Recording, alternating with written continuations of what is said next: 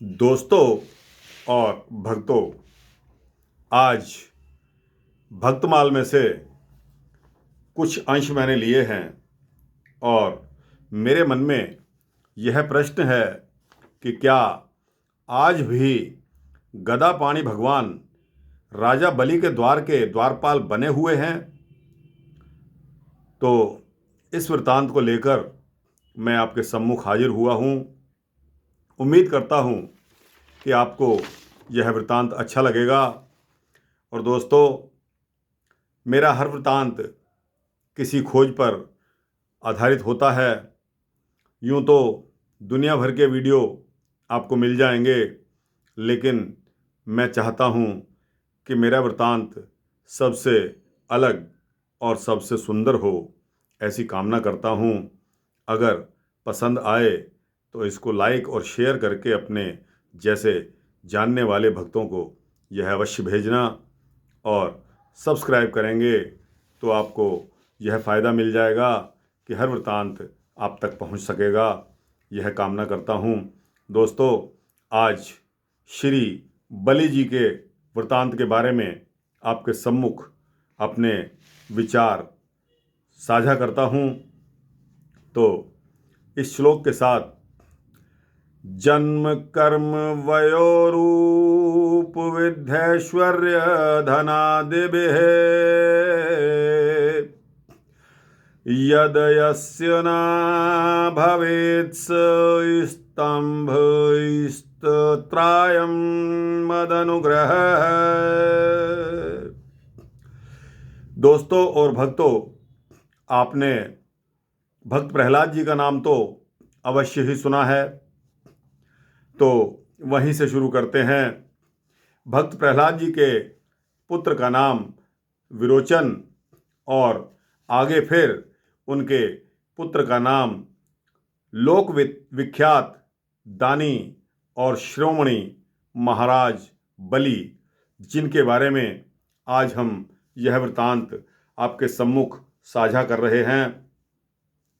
तो राजा बलि की कथा के बारे में कहा जाता है कि दैत्य कुल में जन्म लेने पर भी बलि अपने पितामह प्रहलाद जी के समान भगवत भक्त और दानियों में अग्रणी थे, और प्रातः स्मरणीय चिरजीवियों में इनकी गिनती होती है।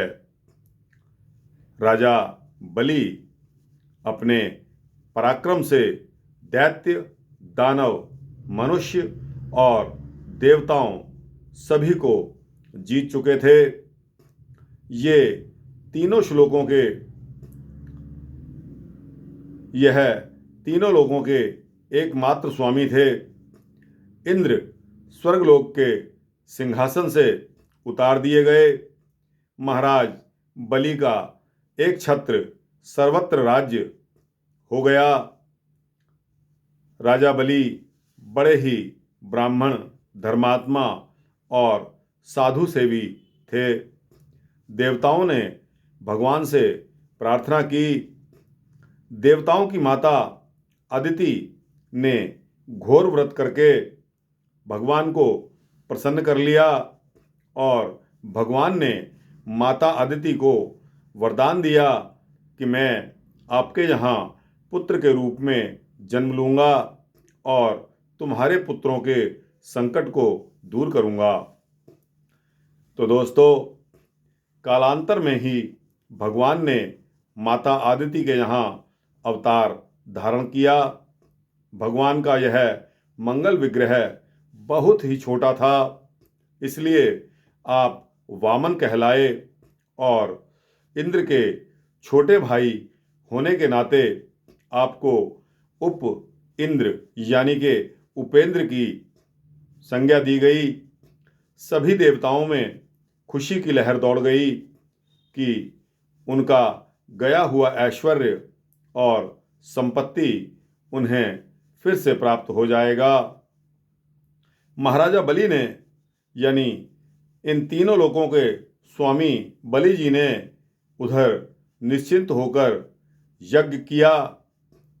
अब तो होता क्या है कि वामन भगवान ब्रह्मचारी का वेश धारण करके महाराज बलि के यज्ञ में आ जाते हैं। उस यज्ञ मंडल में महाराजा बलि ने वामन ब्रह्मचारी का शास्त्र विधि से पूजन किया। अर्घ पाद्य देकर गोदान के अनंतर महाराज ने वह कहा, आप सुपात्र ब्रह्मचारी हैं, मैं आपको कुछ देना चाहता हूँ। आपको जो कुछ भी अच्छा लगे मांग लीजिए। आपके मांगने पर मैं सब कुछ दे सकता हूँ।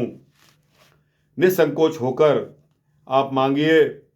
मेरे यहाँ से कोई भी ब्राह्मण विमुख होकर नहीं जाता।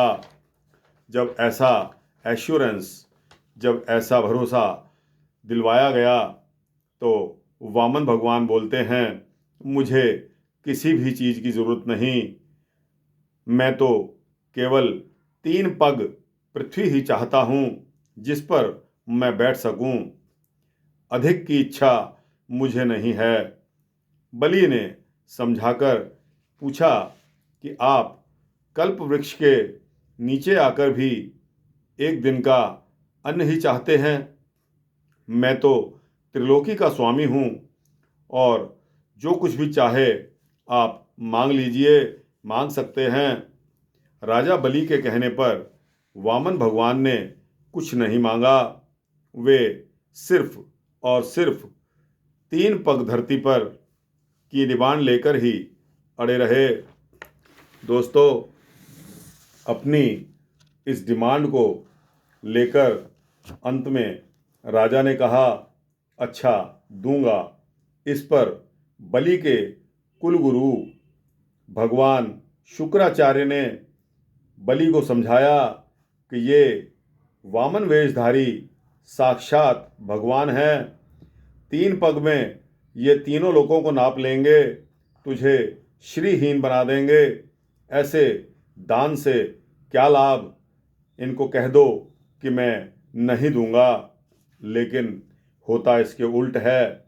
बलि ने कहा, प्रथम तो किसी बात को कहकर फिर पलट जाना महान या घोर पाप है। इसके अतिरिक्त मान लिया ये ब्राह्मण नहीं है और साक्षात भगवान ही है, तब तो और भी उत्तम है। मैं भगवान की प्रसन्नता के लिए ही यज्ञ कर रहा हूँ। यदि साक्षात भगवान मेरी वस्तु को ग्रहण करने आ गए हैं तो मेरा अहोभाग्य है, मेरा सौभाग्य है। जो कह दिया मैं उसे अवश्य करूँगा। इस पर क्रुद्ध होकर गुरुजी ने उनको शाप दे दिया, तो भी वे अपने निश्चय से विचलित नहीं हुए। यानी कि बलि जी को अपने गुरुजी का शाप लगने के बाद भी बलि विचलित नहीं हुए और उन्होंने अपने गुरु शुक्राचार्य के वचनों को भी नहीं माना। वामन स्वरूप धारी वे भगवान तो थे ही, उन्होंने एक पग में पृथ्वी और दूसरे पग में स्वर्ग को नाप लिया। तीसरे के बदले में बालक को बांध लिया। बलि तनिक भी विचलित नहीं हुए। उनके सैनिक तथा जाति वाले बहुत गुस्से में आए, किंतु बलि ने सबको समझाकर भगवान से कहा, हे ब्राह्मण, दातव्य वस्तु से वस्तु का दावा बड़ा होता है, अतः तीसरे पैर में आप मेरे शरीर को भी ले लीजिए। महाराज बलि के ऐसे अपूर्व त्याग को देखने ब्रह्मादि समस्त देवता वहाँ आ चुके थे। ब्रह्मा जी ने भगवान से पूछा, भगवान, शुभ कार्य का फल तो शुभ ही होना चाहिए। इसने राजा बलि ने यज्ञ किया है, दान किया है, फिर भी यह क्यों बांधा गया है? इस पर भगवान ने कहा कि ब्राह्मण, जिस पर मैं कृपा कर देता हूँ उसका पहले तो मैं धन हर लेता हूँ, उसके बाद उसे संपूर्ण संपत्ति सौंप दूं, ये मेरी मर्जी होती है और मेरी कृपा से ही होता है। बलि मेरा परम भक्त है, इसकी दुर्गति मैं नहीं होने दूंगा। देवताओं के भी ऐश्वर्य से दुर्लभ मैं इसे पाताल का ऐश्वर्य दूंगा। एक बार इसकी इंद्र बनने की भी इच्छा हुई थी, उसे पूरा करके मैं इसे अपने धाम ले जाऊंगा। महाराज बलि के त्याग और धैर्य को देखकर भगवान बहुत ही प्रसन्न हुए और बोले, राजन, तुम जो चाहो वो वरदान मुझसे मांग लो। बलि ने कहा कि हे भगवान, मुझे सांसारिक वस्तुओं की आवश्यकता नहीं है, मैं तो आप ही को चाहता हूँ। आप सदा मेरे द्वार पर रहें, यही मेरी इच्छा है।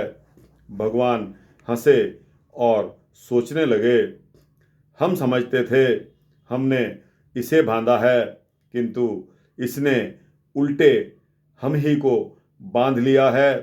भगवान तो सदा अपने भक्तों की प्रेम रज्जु से बंधे हुए हैं। उन्होंने कहा, आज से मैं सदा तुम्हारे द्वार का द्वारपाल बनकर रहूंगा। भगवान का आशीर्वाद पाकर बलि प्रसन्नतापूर्वक सुतल लोक में चले गए। गदापाणि भगवान आज तक उनके दरवाजे पर एक रूप से द्वारपाल बने खड़े हुए हैं। यह है भगवान की भक्त वत्सलता का नमूना और यह है भक्तों के सर्वस्व त्याग का सर्वोत्कृष्ट उदाहरण।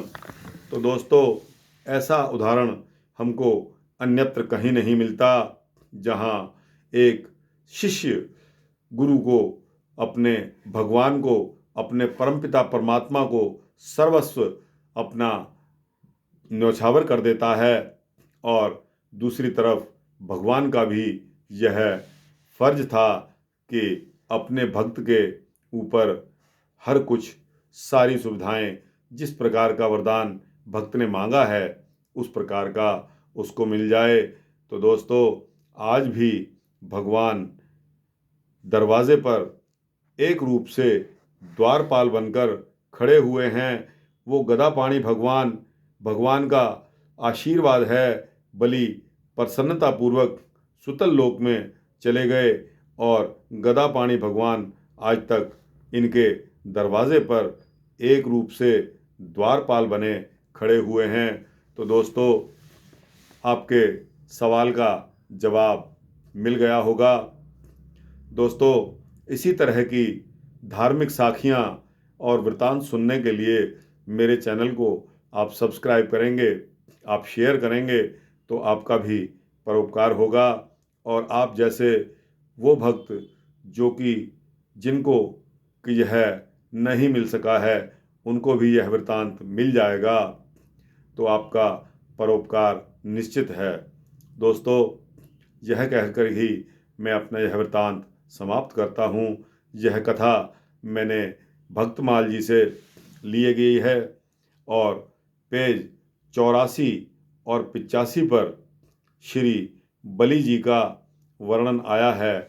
तो मैंने सोचा कि आप सभी को यह वृतांत पता होना आवश्यक है।